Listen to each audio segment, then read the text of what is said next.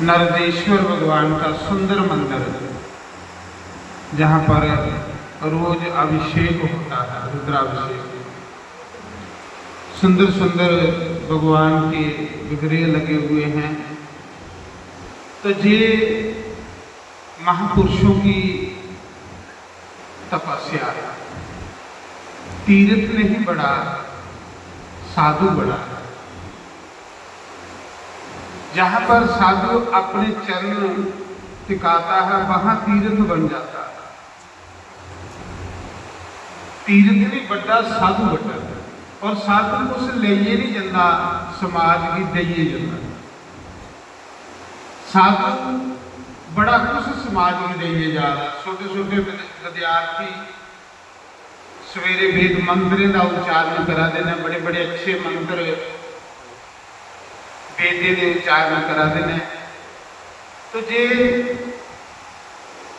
हमारे स्वामी जी, दंडी स्वामी जी, मैं तो पहली बार दर्शन कर रहा हूँ। बहुत सरल होना बहुत मुश्किल है महाराज जी।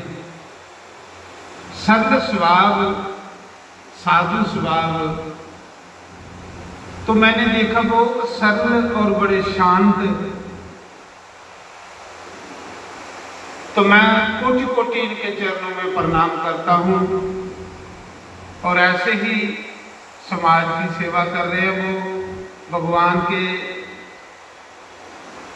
हमारे बीच में और भी साधु समाज, हमारे महामंडलेश्वर जी, इनके चरणों में भी कोटि कोटि प्रणाम। तो देखो सभी ये कह रहे हैं कि साधु से ही, गुरु से ही भगवान मिलते हैं। गुरु बिन बाग निधि तारी ही न कोई, जो वरिंची शंकर समझो। क्योंकि गुरु एक नुक्ता समझाई होते हैं तत्व ज्ञान का, आत्मज्ञान का। भागवत के 5वें स्कंद में मुनि सुखदेव जी राजा परीक्षित को जब नरकों का वर्णन कर रहे थे, 28 प्रकार के नरक, तो 28 प्रकार के नरक सुनकर राजा परीक्षित बहुत डरे। राजा परीक्षित कहने लगे, हे गुरुदेव, इन नरकों से कैसे बचा जा सकता है? तो सुखदेव भगवान कहते हैं, तत्व ज्ञान से, आत्मज्ञान। आत्मा ही सनातन है।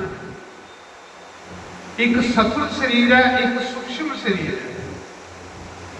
सथुल शरीर है जिहड़ा संसार करने आता है, पंच तत्व का बने रहे। और इस विच एक सूक्ष्म शरीर है जिसे अस जीव आत्मा करें।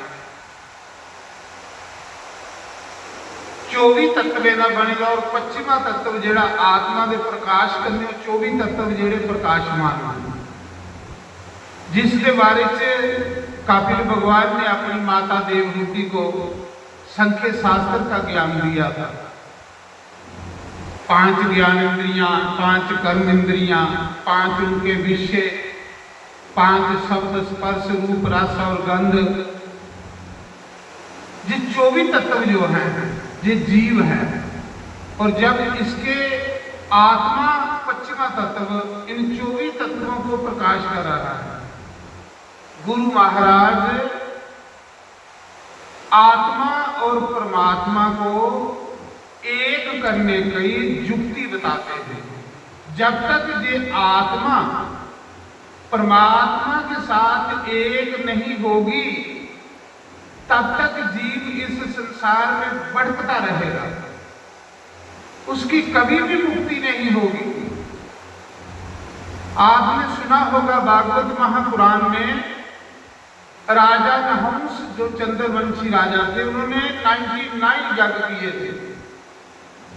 धरती का कोई हिस्सा नहीं छोड़ा जहां पर उन्होंने यज्ञ नहीं किया। लेकिन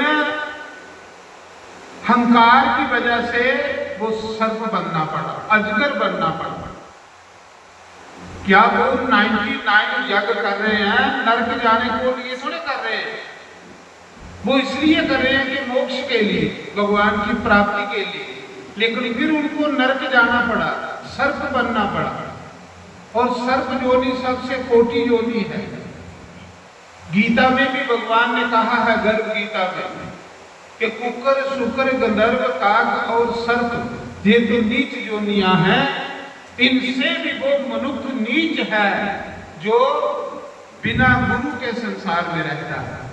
तो इतने सरल स्वभाव के हमारे दंडी स्वामी जी, मैं तो पहली बार दर्शन कर रहा हूं, आप तो बार बार दर्शन करते हैं। तो बिना पुण्य के साधु के दर्शन नहीं होते, हरि की कृपा के संत के दर्शन नहीं होते। तो मैंने कल का देखा, इतना सरल स्वभाव, इतना शांत स्वभाव, ऐसे सतगुरु, ऐसे संत, ऐसे गुरुदेव जो शंकर भगवान का स्वरूप, ऐसे गुरु जिनको मिले हैं वो भी धन्यवाद के काबिल है भाई। ऐसे सदगुरु जिनको मिले, मैं तो ये कहता हूं आप बड़े भाग्यशाली हैं कि जिनको ऐसे महापुरुष मिले हैं। तो मैं कह रहा हूं कि राजा नहुस 99 यज्ञ करने के बाद सर्प योनि में चले गए। तो इसलिए भगवान ने गीता में कहा है, निगुरा आदमी अवश्य नरक को जाएगा, उसे नरक से कोई नहीं रोक सकता। तो संत कबीर जी ने भी कहा है, निगुरा मुझको ना मिले, पापी मिले हजार, एक नगुरे के शीश पर लख पापियों का वार। तो भगवान भी यही कहते हैं कि कुकर, शुकर, गंधर्व, काक और सर्प, गीता में कुकर मैंने कुत्ता, स्वान, शुकर मैंने सूर, कुकर, शुकर, गंधर्व, काक और सर्प ये तो नीच योनियां हैं, इनसे भी वो मनुष्य नीच है जो बिना गुरु के संसार में भटक रहा है। तो रामचरित मानस में भी गोस्वामी तुलसी जी ने कहा है, गुरु बिन बवनिधि तरहि न कोई, जो बरिचि शंकर सम होई। श्री राम जय राम जय जय राम, श्री राम जय राम जय जय राम। तो देखो, राजा नरेंद्र जो नित्य रोज हजारों गौओं का दान करते थे, स्वर्ण दान करते थे, अन्न दान करते थे, लेकिन वो गिरगिट बन गए। इतना पुण्य करने के बाद भी वो गिरगिट की योनि में चले गए। राजा नहुस से इतने यज्ञ करने के बाद भी वो सर्प योनि में चले गए। क्यों चले गए? क्यों कि अहंकार, अभिमान, अहंकार जो है वो परमात्मा से भी बड़ा बनने की कोशिश करता है।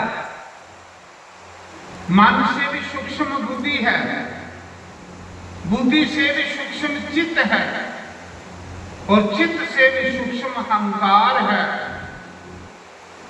अहंकार मन से भी सूक्ष्म है, बुद्धि से भी सूक्ष्म है। और अहंकार को मिटाने के लिए सतगुरु की जरूरत है, सतगुरु की शरण में रहना जरूरी है। जब हम सतगुरु की शरण में रहेंगे तो हमें अहंकार नहीं होगा। सतगुरु बार बार सत्संगी शब्द से हमारा अहंकार जो है वो दूर करेंगे। तो इसलिए मैं कह रहा हूं कि सुखदेव भगवान जी कहते हैं, हे राजन,